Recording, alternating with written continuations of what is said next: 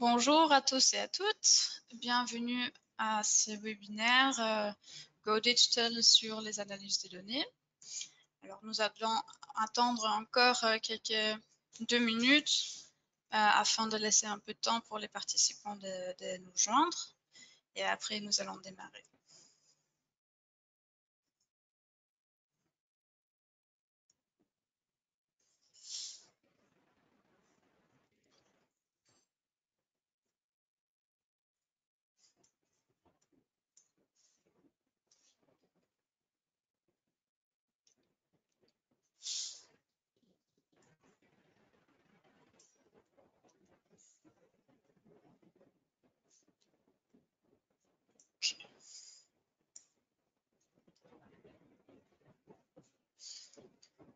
Ok, alors encore une fois, bienvenue. Bonjour à toutes. Alors c'est un grand plaisir de vous accueillir à cette troisième et dernier épisode du Masterclass Go Digital. C'est une série de webinaires organisés par la GIZ en coopération avec nous, la Chambre allemande de commerce, et c'est dans le cadre d'initiatives spéciales pour la formation et l'emploi. Alors tout d'abord, un très grand merci à tous les participants et participantes d'avoir pris le temps et de nous joindre à ces webinaires. Aujourd'hui, j'ai le plaisir de vous présenter Monsieur Mohamed Khaldi de Admiral Digital Consulting, qui va vous présenter les concepts des analyses de données. Et les semaines dernières, nous avons déjà abordé les thématiques de l'e-commerce et du SEO, alors Search Engine Optimization. Et si vous n'avez pas eu le temps ou l'occasion de nous joindre pour les derniers épisodes, vous avez la possibilité de les regarder sur notre chaîne YouTube. Après les webinaires, je vais vous envoyer les liens, comme ça vous pouvez les regarder si vous voulez. Alors pendant le webinaire, je vous invite à poser des questions dans le chat ou aussi des commentaires, c'est toujours bienvenu. Et après la présentation de Monsieur Khaldi, il y aura une courte discussion où nous allons répondre à vos questions et vous aurez aussi la possibilité de prendre la parole vous-même si vous voulez. Pour cela, il faudrait juste cliquer sur la petite main, comme ça nous savons que vous aimeriez parler et nous allons vous donner la parole.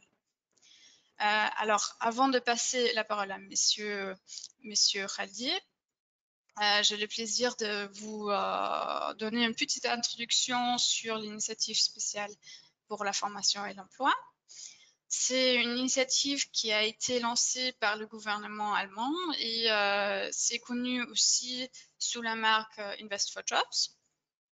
Et cette initiative est actuellement présente dans 7 pays partenaires en Afrique, dont aussi le Maroc.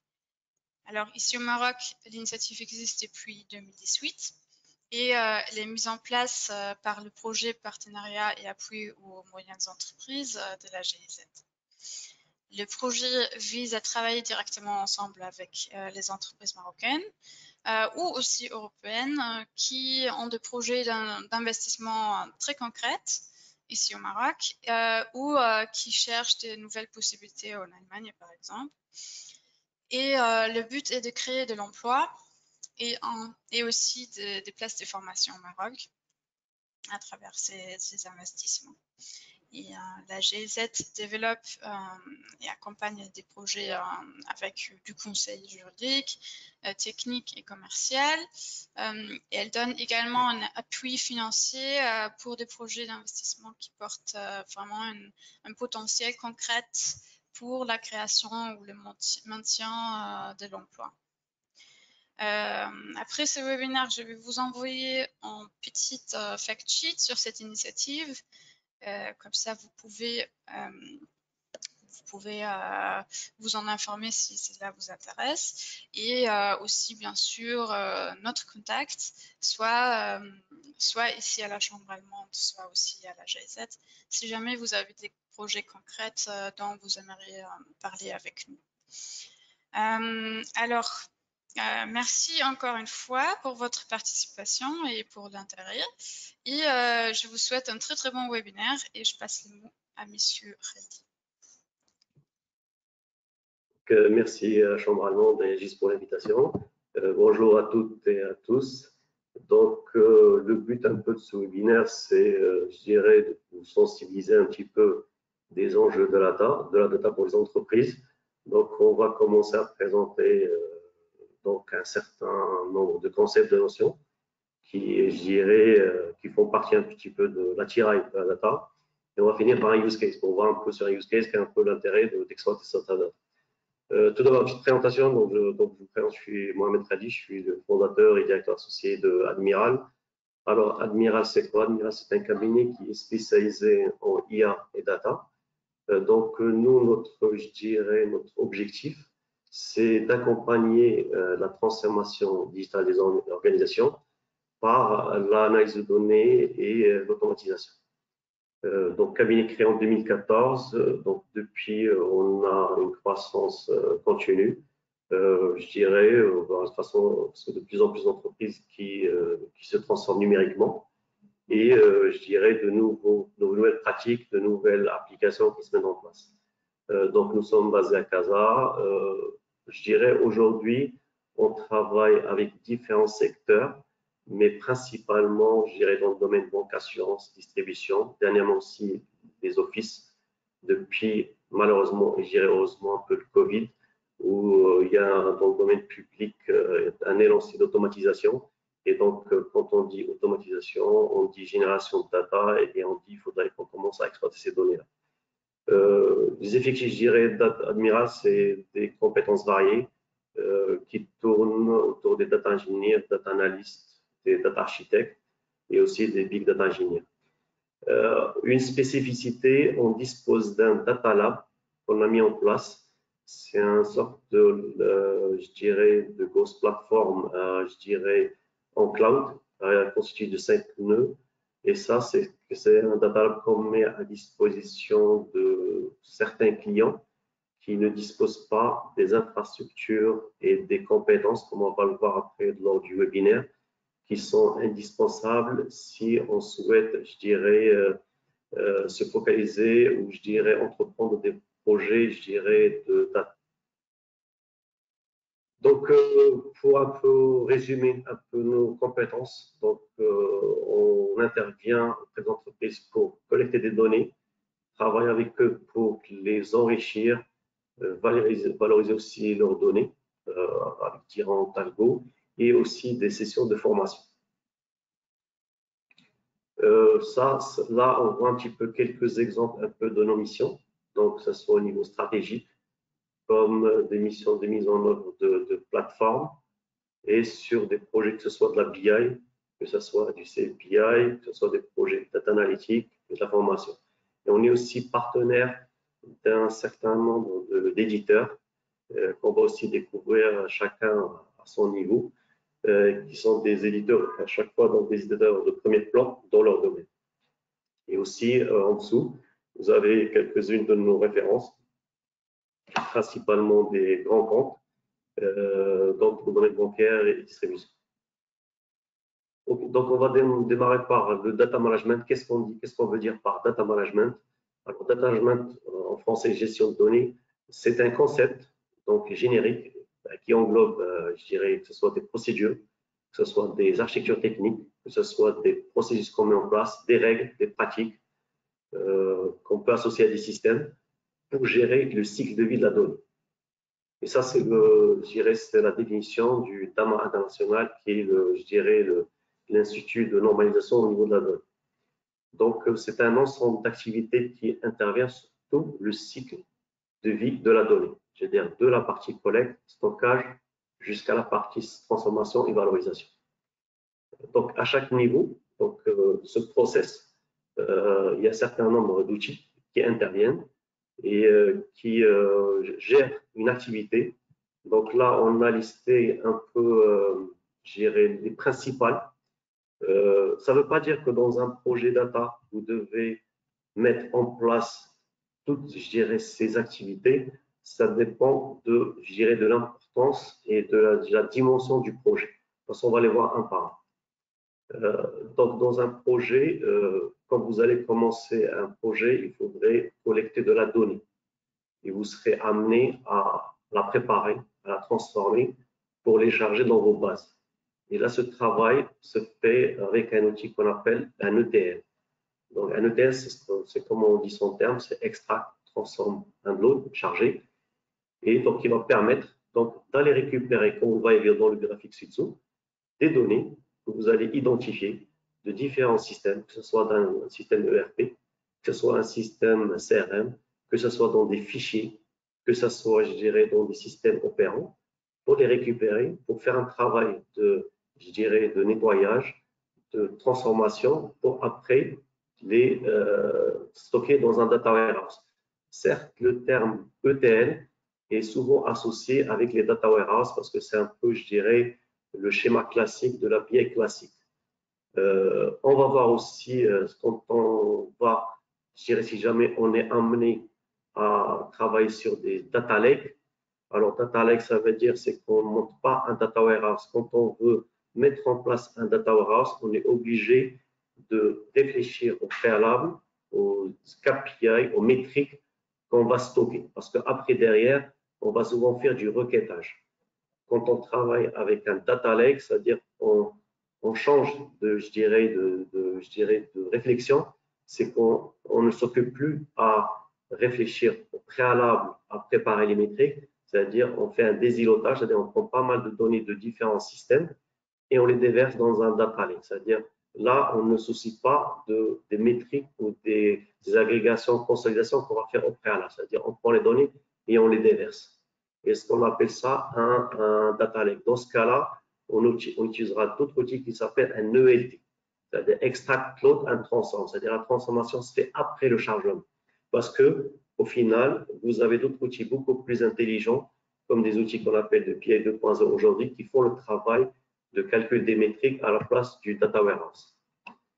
Dans cette famille, je dirais, d'ETL, vous avez le choix soit des ETL on-premise, comme par exemple, quand vous installez dans votre système d'information, qui peuvent être Talend, Microsoft, Informatica, pour les gérer les plus gros, comme vous pouvez utiliser aujourd'hui des ETL qui sont en cloud, c'est-à-dire que ce soit sur Microsoft, Azure ou Fivetran. Donc, ces outils qui vont, c'est-à-dire qui vont, vous allez solliciter en cloud et que vous pouvez utiliser sur votre système. Vous avez aussi des ETL open source, genre Spark OPI ou aussi Talend, qui est une version open source. Alors, quelles sont, je dirais, les fonctionnalités standards qui sont associées à l'ensemble des ETL? C'est des connecteurs intégrés. Donc, pour aller rapidement, vous pluguez sur un ERP, que ce soit du SAP, de l'Oracle, du CRM, pour essayer après de développer vos workflows pour récupérer de la donnée. Vous avez aussi donc de pouvoir automatiser la validation, c'est-à-dire des informations que vous récupérez. Donc après, il y a aussi donc la plupart, donc, ils intègrent des fonctions de transformation, gérer les erreurs et surtout, dans ce qu'on entend beaucoup d'un ETL, c'est la reprise sur incident. C'est-à-dire quand vous avez plusieurs jobs qui tournent, il y en a un qui tombe à un certain moment, donc vous souhaitez vraiment aller récupérer, donc faites une reprise sur cet incident et revoir un peu votre process d'alimentation. Alors, quand on dans la pratique de la donnée, il faut bien que cette donnée, vous puissiez la stocker quelque part. Donc, on peut soit utiliser ce qu'on appelle des bases de données relationnelles, donc qui sont structurées, donc une base relationnelle qui gère des données structurées dans des tables avec des attributs. Donc, style SQL Server, MySQL, Oracle, plus connu.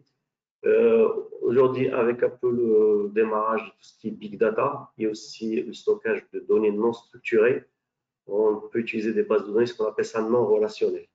D'accord? Donc, ils peuvent utiliser soit, je dirais, des documents, soit des données un peu sous forme de colonne large. Et le plus connu, c'est un petit peu MongoDB ou Redis. Pour certaines problématiques où vous aurez, par exemple, à analyser des données qui sont usées, par exemple, quand on parle de réseaux sociaux, quand on parle, par exemple, je veux, par exemple, analyser des données qui sont, par exemple, un réseau autoroutier, pour des besoins de rapidité et d'aisance d'analyse, on peut utiliser ce qu'on appelle ça des bases de données orientées graphes. parce que leur façon de stocker de l'information et je dirais et de liaison entre les données, elle est plus adaptée à ce type, je dirais, de problématique. Et les plus connus, c'est un peu Neo4j ou DataStax. Alors, la data gouvernance, data quality. Donc, dans le cadre des entreprises qu'on appelle ça entreprises data driven, ou par exemple d'entreprises où on va, je dirais, il y a une stratégie de mettre de plus en plus de la donnée à la disposition des utilisateurs qui puissent être autonomes, aussi qu'ils puissent exploiter et valoriser la donnée qu'ils ont entre les mains.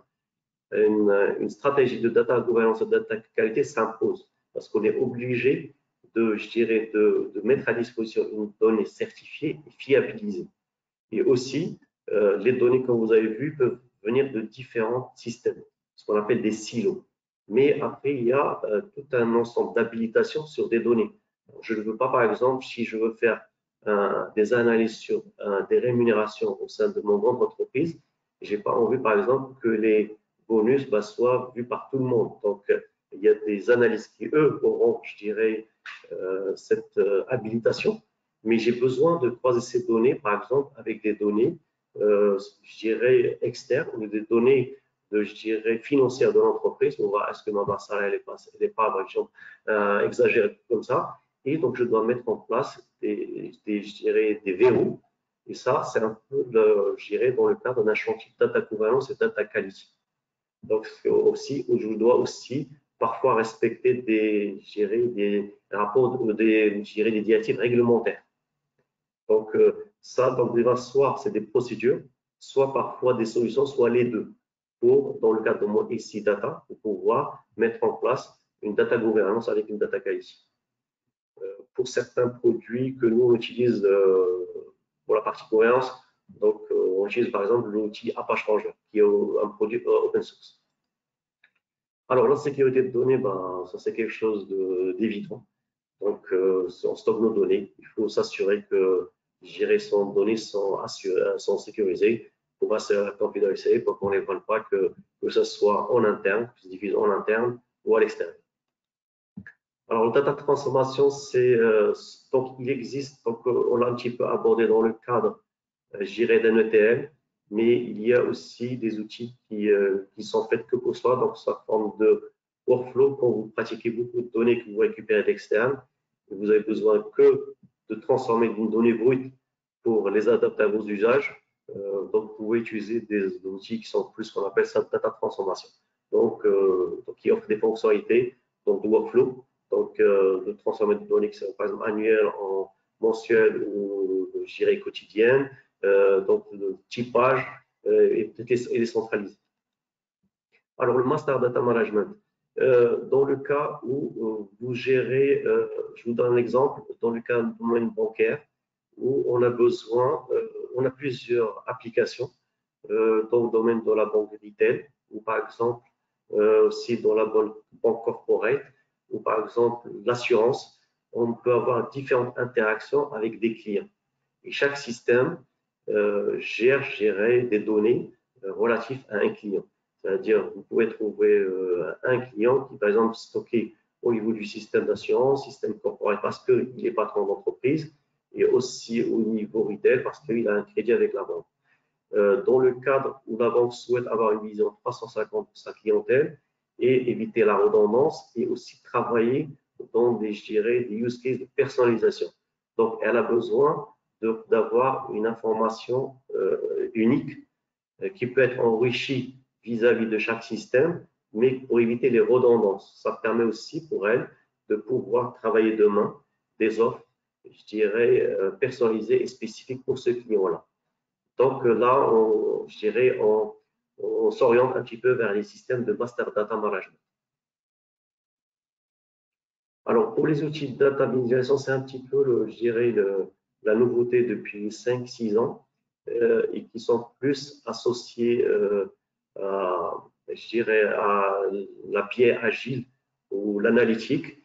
Et aussi, vu le déferlement de data, c'est qu'un certain nombre, je dirais, d'un volume de données, à force de voir, je dirais, des tableaux, on s'oriente plus ce qu'on appelle ça l'analyse visuelle. C'est-à-dire, dans un premier temps, on utilise des outils visuels pour essayer de voir les tendances, essayer de voir un peu les incohérences, essayer de détecter des points sur lesquels après on va se focaliser.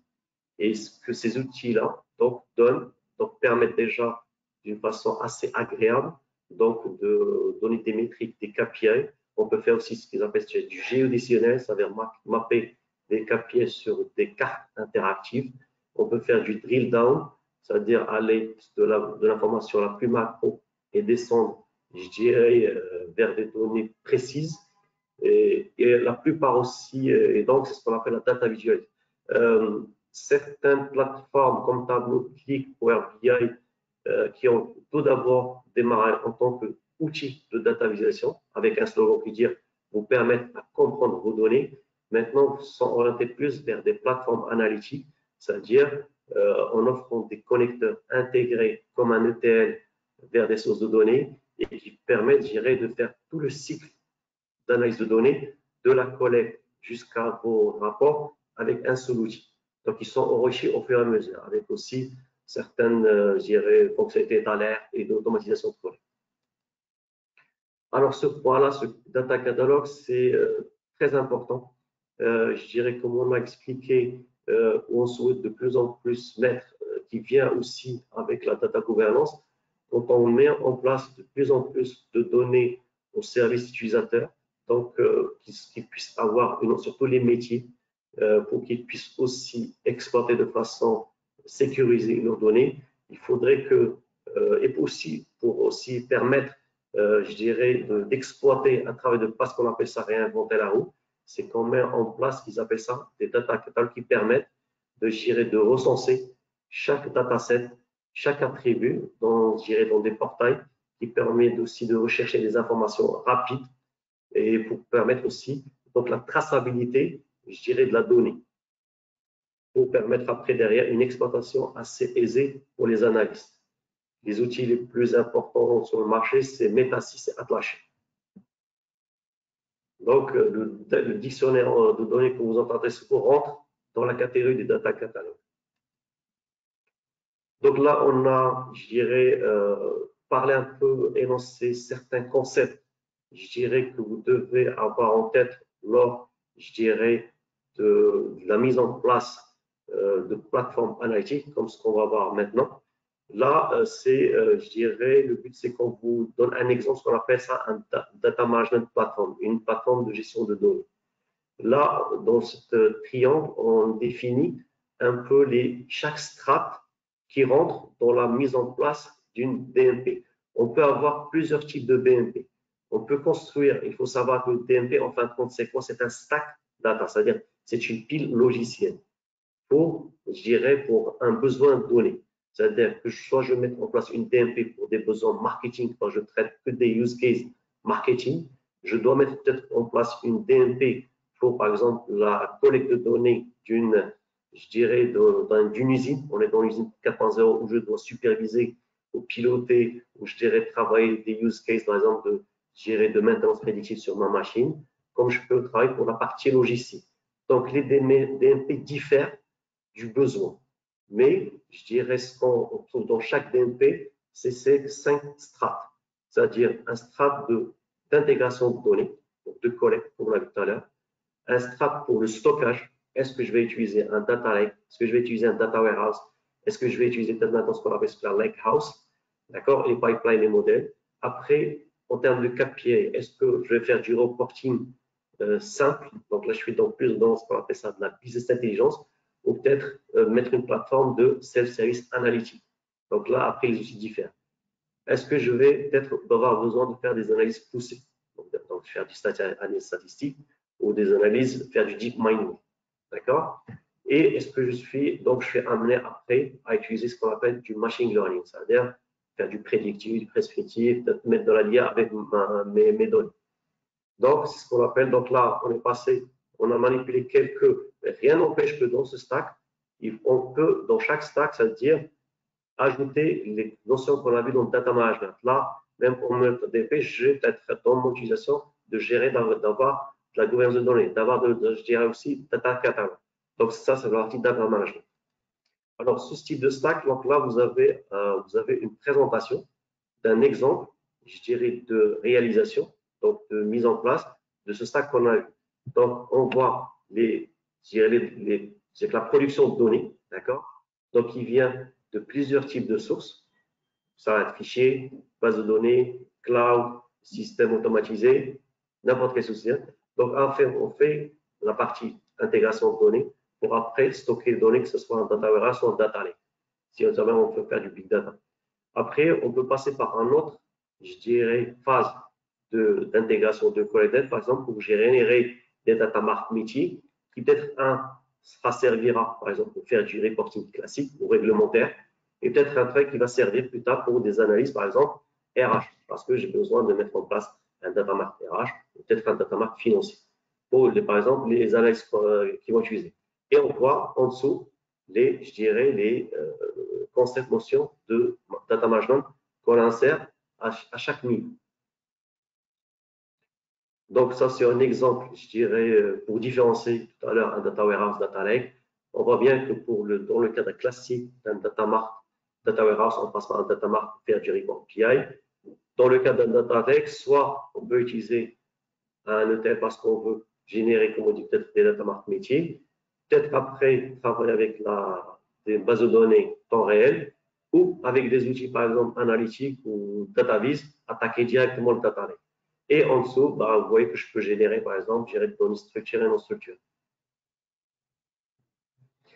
Ça, c'est uniquement une petite présentation pour positionner les différents profils qui interviennent à chaque niveau, par exemple, de mettre en place une DMP ou une pile logicielle data. Donc, vous avez le data engineer qui, lui, va travailler plus son rôle à développer les algos et définir toutes les transformations de la data pour qu'elle soit stockée dans son data warehouse ou data lake. Vous avez les data analysts et eux vont travailler surtout, vont travailler beaucoup avec les métiers pour définir un peu leurs besoins et savoir quelles données il faut qu'on cherche, quelles données il faut qu'on stocke, lesquelles il faut qu'on sur lesquelles on s'intéresse pour transformer, eux, leur travail, c'est de transformer le besoin métier en modèle analytique. Après, vous avez les data scientists qui, eux, travailleront plus à développer les algos, à développer un peu les modèles analytiques évolués. Si je prends par exemple un exemple, je dirais, de scoring, où je dois par exemple scorer, pour une banque scorer, je dirais le fait de fournir des crédits à des utilisateurs, je dois déjà avoir un historique, je dirais, des clients d'une banque, de leur cycle de vie de près, comment il s'est déroulé, croiser avec des données qui peut-être viendront des types de profils des gens qui vont prendre ce crédit-là, peut-être aussi croiser aussi avec, je dirais, les types d'incidents qui sont arrivés et aller chercher derrière les variables, les indicateurs sur lesquels, je vais commencer à travailler mes algos. Et ça, c'est le travail d'un data scientist. Il y a aussi un profil qui s'appelle, que nous appelle un ingénieur machine learning. Lui, il est plus spécialisé dans le développement des algos ou des frameworks, mettre en place les frameworks d'intelligence artificielle et les différents algos sur lesquels, par exemple, va travailler le data scientist. Le data scientist, plus lui, à mettre en place le modèle. On a vu les DMP avec les différentes briques, chacune pour monter une plateforme DMP. Il faut savoir qu'aujourd'hui, vous pouvez, avec les différents fournisseurs de plateformes cloud, de monter toute une plateforme, je dirais DMP, rien qu'avec des briques logicielles, je dirais des services fournis par les principaux, je dirais, fournisseurs de services cloud que sont Amazon, Microsoft et Google. C'est-à-dire ils ont un ensemble de briques que vous pouvez voir ici. Donc, que ce soit Amazon S3 pour tout ce qui est stockage, Amazon Glacier pour l'archivage. C'est-à-dire, quand vous définissez votre DMP pour votre besoin, et si vous ne disposez pas ni des compétences en interne, ni d'infrastructure, vous pouvez créer votre plateforme cloud avec les services que ces providers fournissent. Ça, c'est un exemple, je dirais, de la plateforme Amazon. Vous voyez toutes les briques sous forme de services, donc leur explication en bas.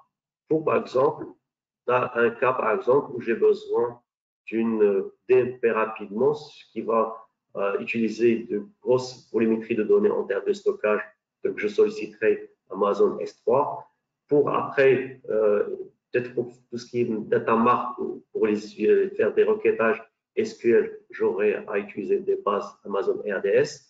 Sur après, peut-être commencer à faire tout ce qui est du machine learning, là je solliciterai du Amazon SageMaker. Et pour faire tout ce qui est reporting analytique SQL avec le service Amazon QuickSight.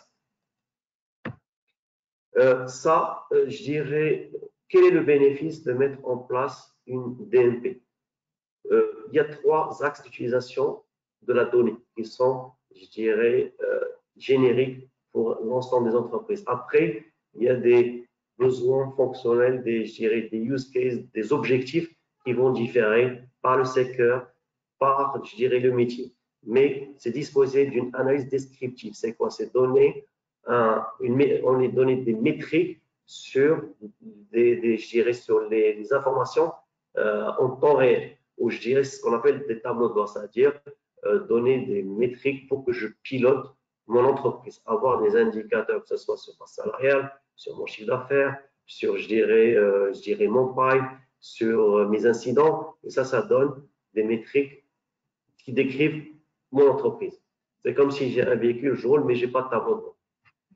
Statistique, là, on pousse un petit peu plus, je dirais, l'analyse pour essayer d'identifier quand par exemple, j'ai des métriques qui disent que j'arrive pas à comprendre. Là, je pousse un petit peu plus, je dirais, l'analyse, faire un peu plus de data mining et donc travailler plus la statique de la donnée pour, par exemple, quantifier le risque ou aller chercher des informations beaucoup plus cachées. Les machine learning, là, je suis plus dans la partie prévisionnelle, prédictive, automatisation. Là, il faut savoir aujourd'hui, avec, je dirais, le foisonnement, je dirais, on parle de digital. Digital, quand on parle de digital, on dit, c'est-à-dire qu'on laisse des traces, c'est-à-dire c'est du 0 à 1, c'est pour chaque action, chaque interaction, on génère de la data. Et c'est aujourd'hui, c'est que si notre environnement de plus en plus il se digitalise, il faut savoir qu'il y a plein de data qui est générée. Maintenant, il faut savoir comment avoir les outils pour la récupérer et l'exploiter. Donc, à chaque interaction des systèmes, donc, on a des empreintes numériques, donc de plus en plus, on récupère de la data. Il faut savoir, nous, c'est l'enjeu pour les gens qui sont beaucoup plus, je dirais, sensibles à comment récupérer de la data, c'est l'exploiter et la valoriser comme de vie de croissance. Donc, aujourd'hui, avant, on pourrait dire, je veux dire, quand, par exemple, on veut définir, par exemple, un client, on avait son nom, sexe, style et tout ça, on travaille avec lui. Là, on peut ajouter son comportement, c'est-à-dire les interactions, son parcours digital. Quand un utilisateur, par exemple, va sur un site Internet, il faut savoir que chaque action qu'il fait sur le site, c'est des données qu'on peut récupérer et qu'on peut stocker et qu'on peut essayer après valoriser. D'accord? Il faut savoir aussi, maintenant, avec les réseaux sociaux, avec, je dirais, donc, toutes les inscriptions que les personnes font à droite, on peut aussi aller récupérer des informations ailleurs, qui font partie, je dirais, d'un vide de data qu'on peut aussi encore ajouter. Donc, qui permet, c'est-à-dire, on passe je dirais, une définition, par exemple, d'un client qui définit avec information, nom, prénom, numéro de téléphone, il y a longtemps, à peut-être maintenant, avec ces informations, plus aussi son comportement et aussi un petit peu son historique. Ça, par exemple, un exemple, on peut, je veux dire qu'on peut aujourd'hui faire, qu'on ne pouvait pas faire avant, c'est que si on récupère, par exemple, rien que la base des logs, je dirais, d'un site d'e-commerce, par exemple, son mobile avec tout son parcours client, qu'on peut, je dirais, croiser ces informations avec peut-être des profils qu'on a déjà, nous, en base, sur, par exemple, le profiling client, sur les parcours, sur, par exemple, les actions, je dirais, historiques. Et en faisant tourner ça sur un peu nos applicatifs, je dirais de machine learning, par exemple, ou je dirais d'algo, on peut, par exemple, faire des offres personnalisées et de la publicité. Parfois, on peut même faire ça en temps réel. Ça dépend après de notre infrastructure qui est mise en place. Là, donc là, c'était un use case. Là, c'est aussi un résumé pour vous dire un peu le cycle, je dirais, d'interaction entre l'utilisateur et ce qu'on peut faire maintenant avec de la data digitalisée. C'est-à-dire, là, vous savez, par exemple, quand vous allez sur, par exemple, le site d'Amazon, quand vous, par exemple, vous faites votre parcours, vous cherchez, par exemple, faites des recherches d'un livre, ben, il vous fait, au fur et à mesure, des recommandations. Où ils disent, par exemple, à les personnes qui ont lu ça, il faut savoir que ce travail, c'est-à-dire, il y a de la collecte d'informations qui est traitée et qui est peut-être ressorti en tant que recommandation. Donc, ça, c'est un exemple, je dirais, en fonction des informations qu'on récupère. Donc, par exemple, les pages vues par l'utilisateur, les clics, les produits peut-être qu'il a déjà achetés sur le site, les centres d'intérêt qu'il a montrés, parfois rien que le panier que vous avez déjà préparé, après peut-être que vous avez délaissé, parfois vous avez des sites qui reviennent vers vous, est-ce que vous voulez par exemple, vous donnez toujours à ça, il y a peut-être une réduction sur ce produit-là, et ça, il faut savoir s'il n'y a pas une exploitation pointue de la data, on ne pourra pas le faire. Donc, comme j'expliquais, donc, on peut par exemple travailler sur la partie promotion, le bon message marketing, je dirais pour la partie offre, pour savoir quel utilisateur peut suivre les campagnes. Donc, on est passé avec, je dirais, là je parle pour la partie marketing, on est passé avec la data d'un marketing de masse avec un marketing personnalisé. Donc voilà, donc, on voit bien que, donc ça, je pense que vous avez souvent entendu ce terme-là, je dirais la donnée, c'est du pétrole, et c'est effectivement parce que ce qui nous permet donc d'alimenter, je dirais, nos plateformes pour essayer de valoriser un peu le contenu et prendre, je dirais, prendre la donnée qui va commencer à transformer en, je dirais, en connaissance, et cette connaissance, pouvoir l'utiliser pour créer de la valeur. Merci. Parfait, merci beaucoup, Monsieur Rally. Merci pour cette présentation très intéressante. Alors, nous passons maintenant pour la partie Q&A. Alors, je vous invite encore une fois de poser vos questions dans le chat si vous en avez et nous allons les répondre ou bien vous pouvez aussi prendre la parole directement. Pour cela, il suffit simplement de cliquer sur la petite main. Comme ça, nous savons que vous aimeriez parler. Voilà, alors nous avons reçu quelques questions de participants. Alors, la première, quelles sont les compétences à apprendre pour commencer l'analyse des données?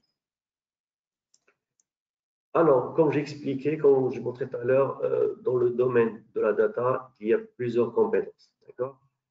Si je reste sur la partie business intelligence, je dirais classique au premier, c'est-à-dire c'est une bonne maîtrise du SQL, de la connaissance de certaines bases de données qui sont les plus courues sur le marché, qui sont SQL et Oracle.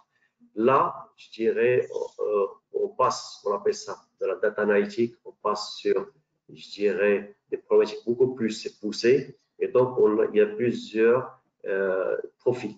Et il est difficile de cumuler l'ensemble des compétences.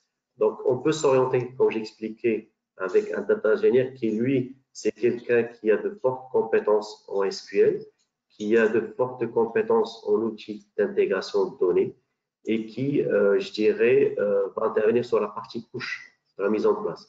Après, on a aussi ce qu'on appelle, ce que vous entendez beaucoup, data scientist. Parfois, c'est un peu galvaudé, c'est un terme qui est utilisé, je dirais, à foisonnement, mais il faut savoir que le data scientist, c'est une personne qui est issue parfois d'un parcours mathématique et informatique, parce que lui, ça, je dirais, son objectif, ou je dirais, sa mission, c'est de monter des modèles, c'est-à-dire transposer des problématiques métiers en algo. Après, là, je veux dire, c'est vrai que c'est des profils qui sont assez rares.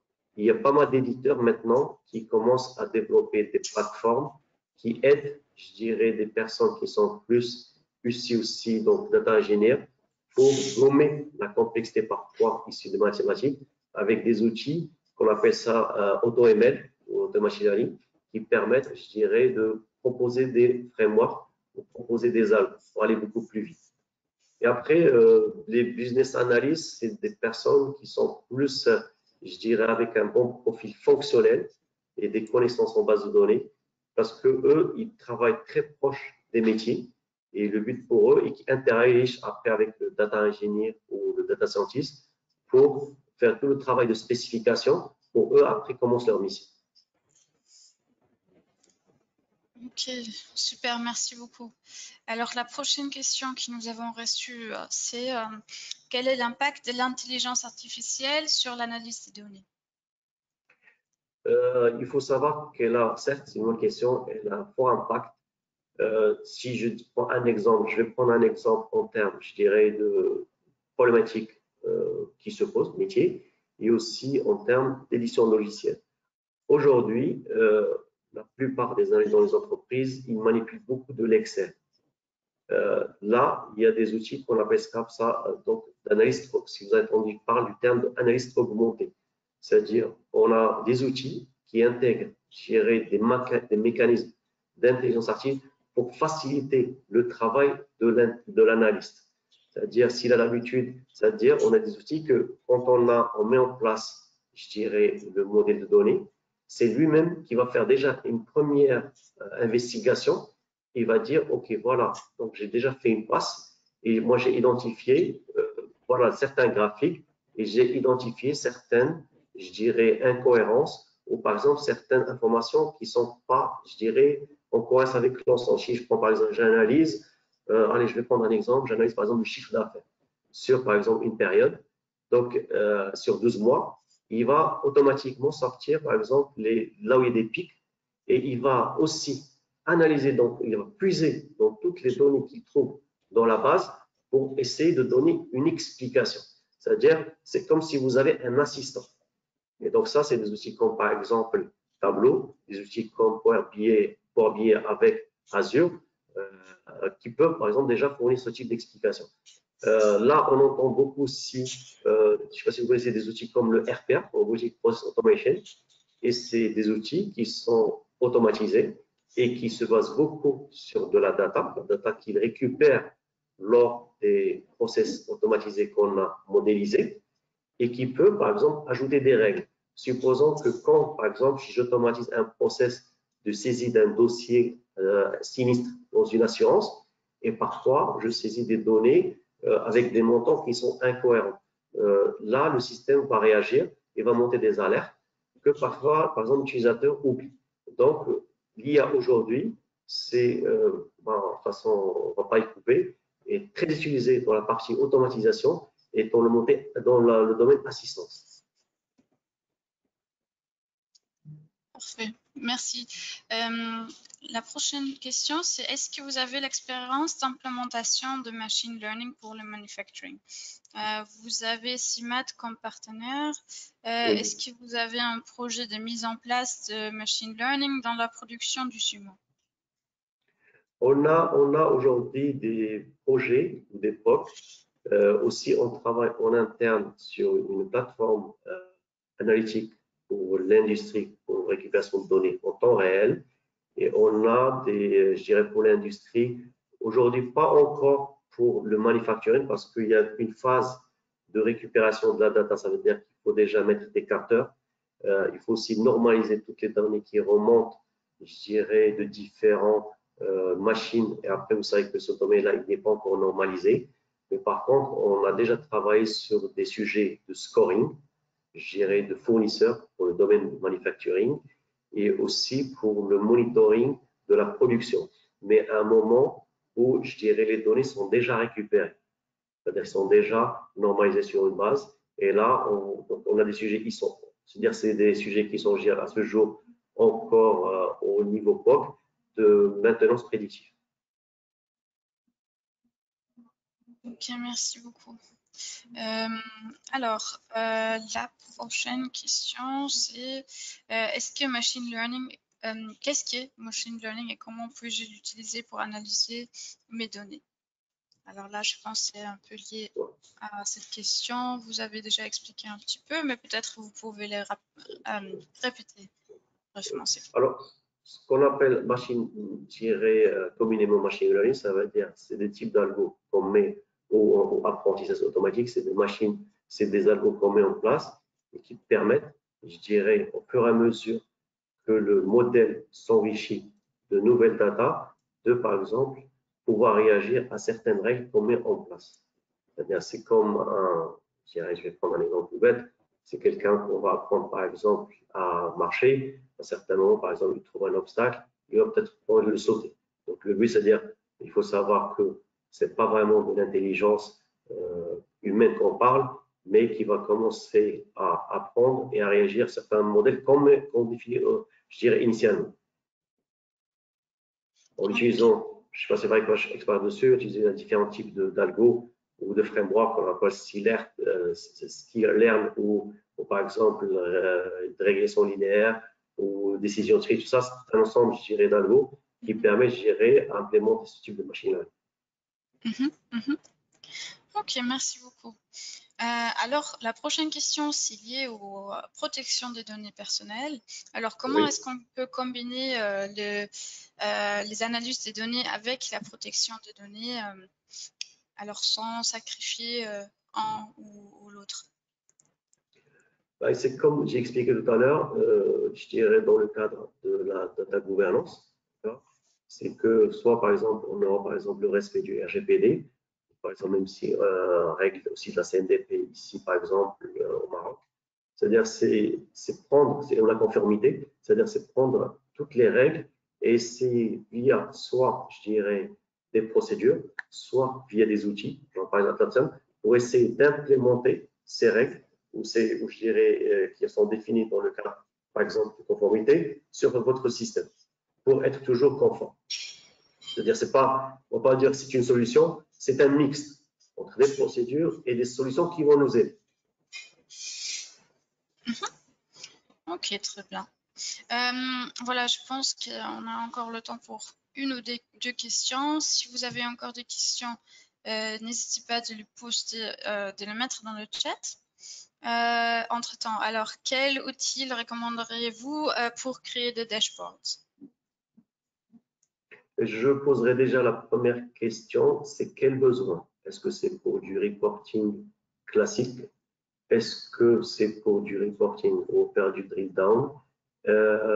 Deuxième chose, est-ce que c'est un reporting automatique ou c'est un reporting où on a besoin de faire par exemple de l'analyse ad hoc? Ça veut dire que j'ai déjà un reporting, mais je peux permettre à l'utilisateur par exemple de faire quelques croisements de données que par exemple il a pas sur un KPI qui s'affiche par exemple sur mensuel, mais lui ça l'intéresse un peu d'aller voir sur par exemple les 3 derniers jours.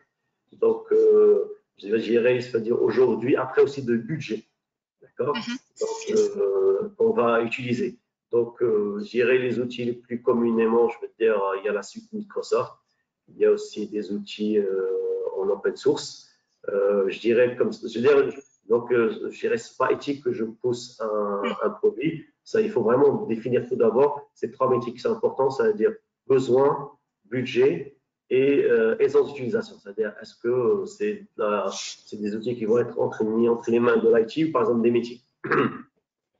Oui, alors dans ces cas, c'est un reporting automatique pour des départements de vente et un reporting mensuel. Je veux dire, rapidement, je veux dire, des outils de par exemple Microsoft ou Tableau, c'est des outils qui peuvent rapidement être mis en place parce que, comme j'ai expliqué, qui permettent, parce qu'ils intègrent tout le stack qu'on a besoin, surtout aussi si est-ce que les données qu'on va récupérer pour nos reporting, est-ce que c'est monosource ou c'est plusieurs sources, est-ce que c'est des données normalisées ou pas normalisées, et je veux dire, si par exemple, c'est des gens qui ont l'habitude de travailler avec l'Excel, et qui veulent demain utiliser des plateformes de reporting automatique sur un portail collaboratif, je dirais les suites Microsoft ou Tableau s'adressent sans problème. Et aussi avec un coût qui reste au niveau d'un département. Ok, super, je vous remercie. Là, nous avons une dernière question. Alors, est-ce que aujourd'hui, on peut dire que les banques assurances au Maroc sont data-driven enterprises permettant d'utiliser les faits pour gérer leur business stratégie? Alors, pour vous répondre honnêtement, il y a un fort mouvement, parce qu'en plus c'est un peu nos principaux clients, il y a un fort mouvement chez les principales banques et assurances. Elles ne sont pas tous au même niveau, je ne peux pas donner les noms, mais il y a certaines qui sont vraiment dans cette, je dirais, dynamique d'entreprise data-driven et qui travaillent, pour vous expliquer, ça veut dire qu'ils essaient d'identifier rapidement des MVP, c'est-à-dire c'est des modèles donc pour les proposer rapidement, sur lesquels après ils peuvent proposer des services grands, c'est-à-dire qui travaillent déjà en mode agile, qui disposent déjà de plateformes data lake ou qui commencent déjà aussi à désiloter, gérer toutes leurs applications. Et je dirais, il y a à différents niveaux. Je veux dire, certaines qui sont vraiment, si j'ai par exemple je dirais un outil de mesure entre 1 et 10, c'est-à-dire 10 vraiment à travers les ailes, il y en a qui sont à 9 et il y en a aussi d'autres qui sont pour un 1 ou 2. Mais ce que je peux dire, c'est qu'ils sont tous dans cette dynamique, mais à différents niveaux. Okay. Je dirais, il y a aussi, si je peux préciser, il faut Oui. pas oublier aussi que c'est des domaines qui sont en compétition internationale et qui sont obligés d'être aussi au même niveau, c'est-à-dire vous n'allez pas avoir de gap entre des banques marocaines, des banques étrangères, parce que c'est des secteurs qui sont mondialisés et il faut qu'ils soient agiles. Oui, ça fait du sens. Merci beaucoup. Alors, je pense qu'on a répondu à toutes les questions. Je vous remercie pour la présentation, pour toutes les réponses que vous avez données. Et merci beaucoup, bien sûr, aussi à tous nos participants de nous avoir joints aujourd'hui et avoir pris le temps. Après le webinaire, je vais vous envoyer le slide de Monsieur Radi. Alors, merci beaucoup encore une fois à tout le monde et je vous souhaite une très très bonne journée. Isabella, si je peux me permettre, si vous sûr. pouvez aussi communiquer mes coordonnées, si jamais il y a aussi d'autres points ou des explications sur lesquelles vous souhaitez des éclaircissements, ce sera avec grand plaisir. Bienvenue. Avec plaisir. Parfait. Merci beaucoup, Monsieur Radi. Merci tout le monde. Merci Isabella, merci à tout le monde et je vous souhaite une bonne fin de journée.